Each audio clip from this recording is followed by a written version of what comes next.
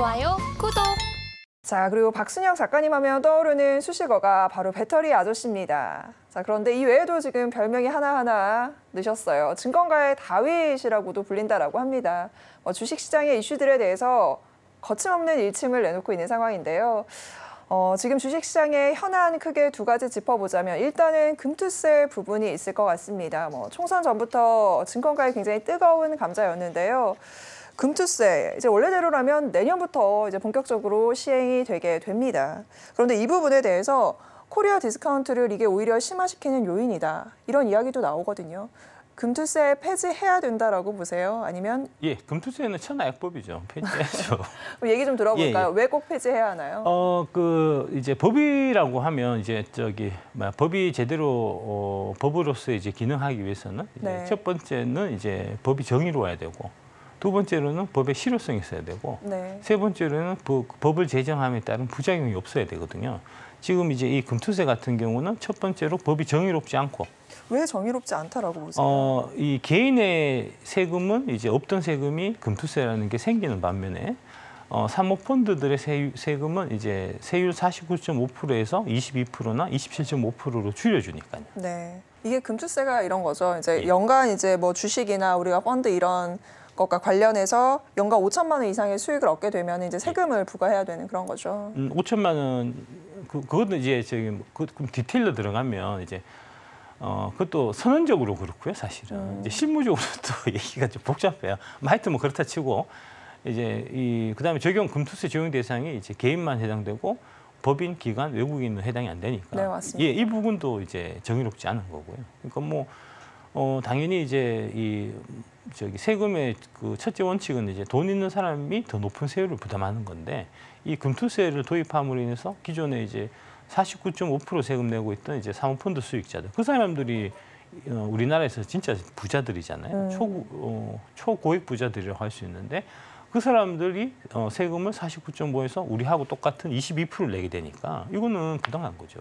그래서 그 문제가 제일 좀 정의의 관점에서는 가장 이제 부정의한 부분이다라는 말씀을 드릴 수가 있고.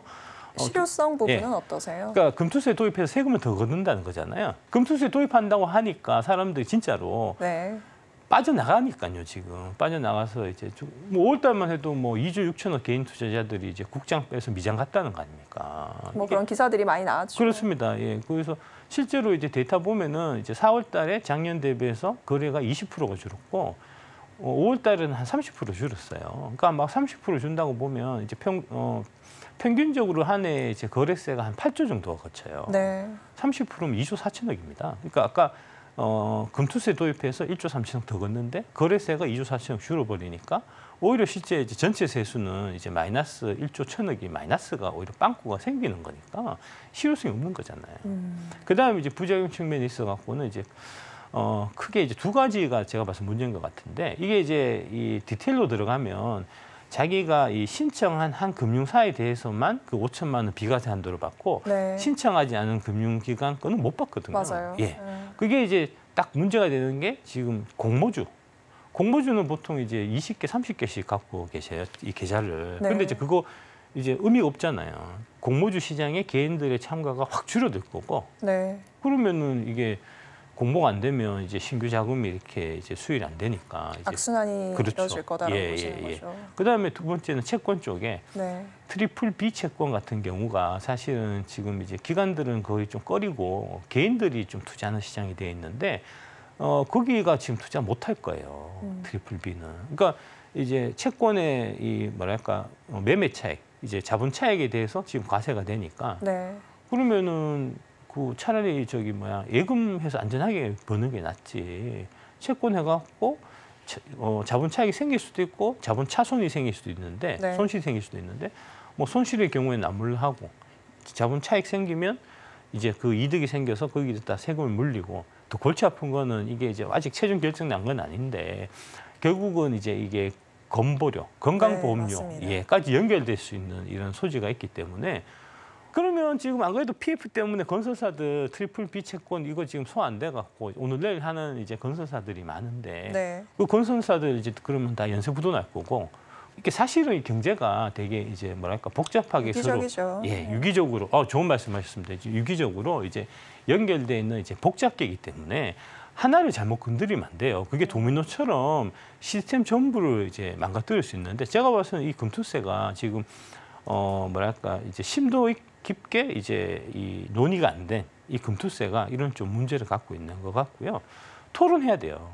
이 디테일한 부분에 대해서 이제 아니 그러니까 이런 부작용이 있을 수도 있다는 거를 얘기를 하면 그러면은 그 부작용을 이제 없애기 위해 갖고 그러면 법을 어떻게 바꾸면 되겠냐 이렇게 네. 얘기가 돼야 이제 건설적인데 아니 아예 들으려고 생각을 안 하고 토론에 저쪽에서 참여할 생각을 안 하니까 이러면은 진짜 좀 어렵죠.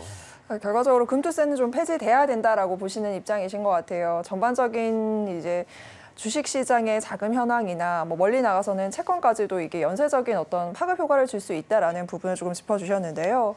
자, 증권가의 또 다른 이슈 바로 공매도 부분입니다.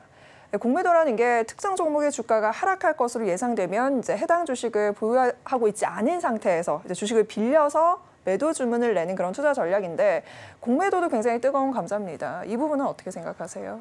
공매도는 사실 뭐 제 생각 같아서는 이제 저는 공매도 안 하기 때문에 그런 거 안 했으면 좋겠습니다. 솔직히. 지금은 이제 공매도가 막혀 있는 상황인데. 그거는 이제 뭐랄까 명목상으로는 막혀 있고 실질적으로는 계속 이루어지고 있는 상태다라고 이제 말씀드릴 수 있고요.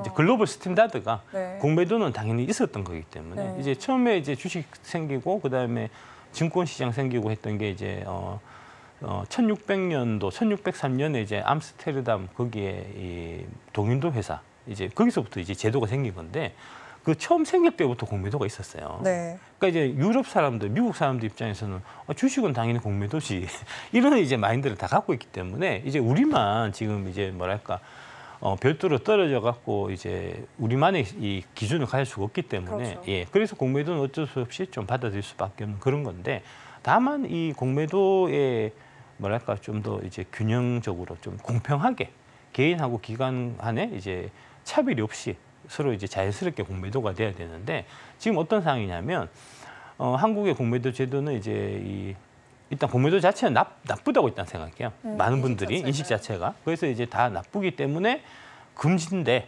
다만 이제 외국인이나 기관들한테만 좀 일부 허용해 준다는 그런 느낌이거든요. 인식 전환이 좀 필요한. 예. 그래서 이제 큰 틀에서 보면 이제 우리가 글로벌 스탠다드를 따라가야 되니까 일본 같은 경우에 개인들이 공매도 차지하는 비중이 30%입니다. 네. 미국도 상당히 큰 걸로 알고 있어요. 근데 우리는 1%거든요.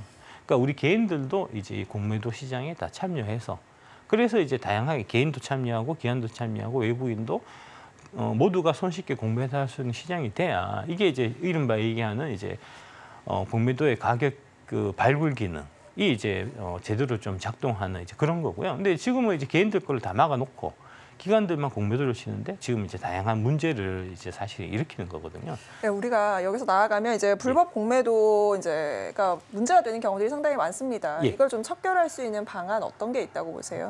뭐 답은 딱 나와 있습니다. 다만 이제 의지가 없는 거죠. 의지가 없고 이제 이 뭐랄까 정치적 파워가 지금 이제 그 금융 카르텔 쪽의 파워가 워낙 막강하기 때문에 한 번에 해결되기가 좀 사실 어려울 뿐입니다. 처음에 얘기 나왔었던 거 이제 그 세 가지. 네.